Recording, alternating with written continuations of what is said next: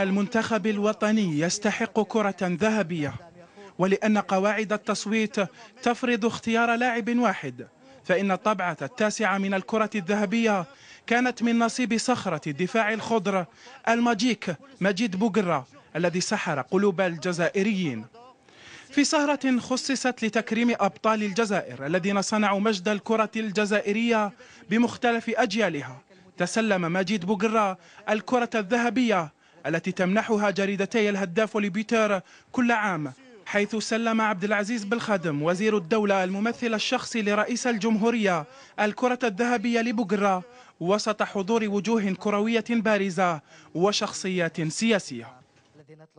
C'est vrai que toute l'équipe le mérite, toute l'équipe nationale. On a fait un beau parcours. On a eu des moments difficiles, mais voilà, je veux dédier à toute mon équipe, au coach Saaden, au staff, au président de la fédération, au président Abdelaziz Bouteflika, ainsi qu'à ses représentants qui sont ici aujourd'hui.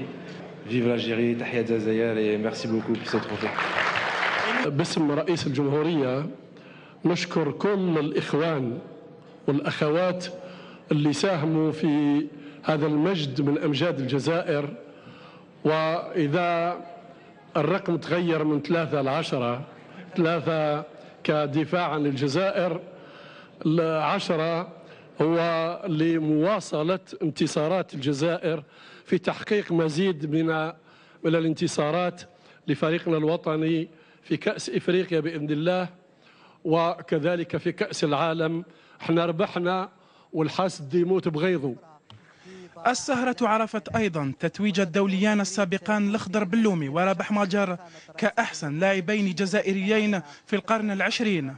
لقب أحسن حارس جزائري عاد لحامي عرين وفاق سطيف فوزي شوشي، فيما كرم كل من عبد المالك زيايا ومحمد مسعود كأحسن هدافين للجزائر.